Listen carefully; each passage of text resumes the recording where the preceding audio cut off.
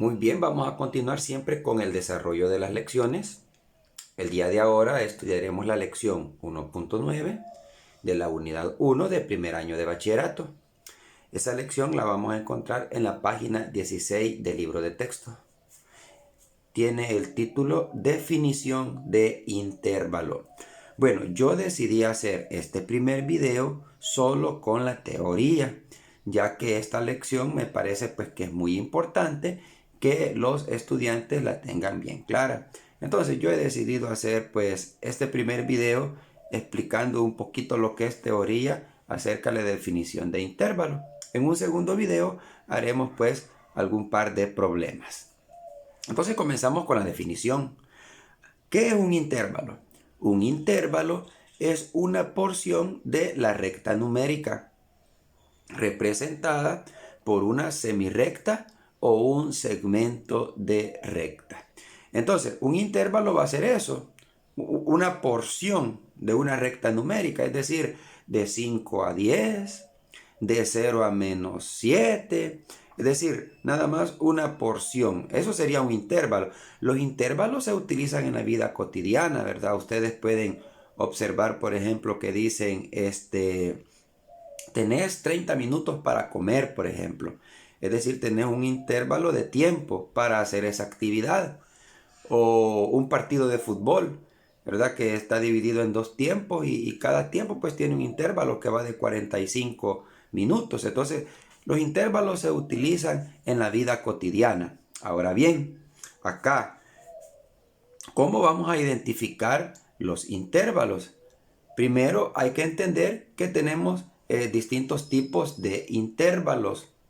Entonces, dependiendo del tipo de intervalo que nos den, así nosotros vamos a poder identificar este intervalo en la forma de notación de intervalo, en su representación en la recta numérica o en la notación de conjunto.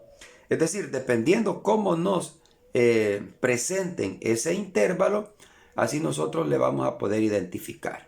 Bien, vamos a comenzar con el primer tipo de intervalo. Tenemos los intervalos cerrados.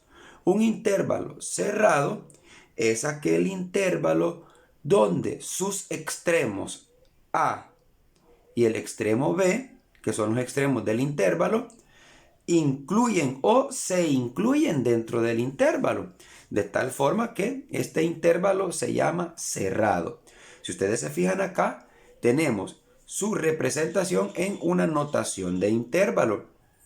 ¿Cuál es la clave para identificar si un intervalo va a ser cerrado? Pues sus extremos se incluyen dentro de él, es decir, forman parte del intervalo. Por lo tanto, en este caso, los corchetes irán, ¿sí?, en su forma normal, así, cerraditos en ambos extremos. ¿Qué quiere decir esto? Que estos extremos incluyen o se incluyen dentro del intervalo. También tenemos su representación en la recta numérica. ¿Cómo vamos a representar en la recta numérica un intervalo cerrado? Bueno, hacemos una recta numérica y sus extremos A y B van a ser parte de la recta numérica y para ello sobre la recta numérica se hacen dos burbujitas rellenas, ¿sí? ¿Sí? Rellenitas, ¿verdad? Estos círculos rellenos. Luego, entre cada extremo vamos a rellenar también la recta numérica, lo cual significa que desde A hasta B todos los números que están acá reales son parte de ese intervalo. Entonces la clave va a estar en la recta numérica. ¿Cuándo voy a saber si un intervalo es cerrado? Cuando estas burbujitas vayan rellenas. Ahora, en la notación de conjunto, vamos a hacerlo acá. Le vamos a dar lectura a esta representación un tantito algebraicamente, ¿verdad? Bueno, donde nos dice que X, es decir, los valores X pertenecen al conjunto de los números reales, tal que, aquí es decir, tal que, como me están condicionando, tal que, y hacemos lectura a la desigualdad. Ojo con la desigualdad. Vamos a leerla partiendo de X acá. Entonces, leemos hacia los extremos. Primero nos vamos hacia acá, hacia el extremo que está del lado izquierdo y luego al extremo que está del lado derecho. Entonces comenzamos a dar la lectura diciendo que X es mayor o igual que A y que X es menor o igual que B. Y de esa forma le estaríamos dando lectura a la notación de conjunto. ¿Cómo voy a identificar si el intervalo está cerrado? Si me lo representan en la notación de conjunto, acá, con el O igual que, yo les digo a mis alumnos, con esta rayita de abajo, ¿verdad? Acuérdense aquí, si el símbolo de la desigualdad lleva esta rayita abajo, quiere decir que se incluye. Si no la lleva, no se incluye. En este caso, como la llevamos tanto en A como en B, entonces sus extremos sí son parte de ese intervalo. Por lo tanto, ese intervalo es un intervalo cerrado. Bueno, y así vamos a ir identificando para cada uno de los distintos tipos de intervalos que me puedan presentar, ¿sí? Tengo el intervalo semiabierto por la derecha, semiabierto por la izquierda, abierto, y los intervalos que van al infinito. Entonces, dependiendo del tipo de intervalo que me den, así yo le voy a dar lectura. Pero las claves va a estar ahí. Recuerden en eso. En la notación de intervalo, la clave va a estar en los corchetes. En la recta numérica, en las burbujitas. Y en la notación de conjunto, la clave va a estar acá, en los símbolos de la desigualdad. Yo voy a hacer uno así o ahorita, rapidito, así. ¿Qué les parece si hacemos semiabierto por la izquierda?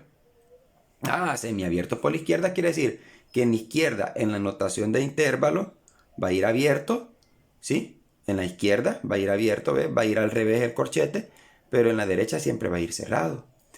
En la recta numérica, semiabierto por la izquierda quiere decir que la burbujita en la izquierda va a ir vacía, va a ir aquí vacía, es decir que este extremo no entra, pero acá sí va a ir relleno, porque solamente está abierto por un lado nada más, en la izquierda. Y luego en la notación de conjunto, la desigualdad en la izquierda, que es en A, no lleva acá el O igual que, es decir, no lleva la rayita, pero aquí sí la lleva. ¿Por qué? Porque solo está semiabierto y es por la izquierda. Y así fuese por la derecha, ¿verdad? Que es el otro lado, ¿sí? Y en caso, profe, que estuviera abierto en ambos lados, entonces en ambos lados está abierto acá, ambas burbujitas van vacías y no llevamos rayita aquí en ninguno de los dos símbolos de la desigualdad. Y tenemos los intervalos que van al infinito, ¿sí? Con su símbolo al infinito si es positivo, hacia arriba, al menos infinito si es hacia abajo, y algo importante, los intervalos al infinito siempre va a ir abierto donde tenemos el símbolo del infinito. Ese siempre va a ir abierto. Entonces ahí tendríamos lo que es un poquito la teoría de intervalos.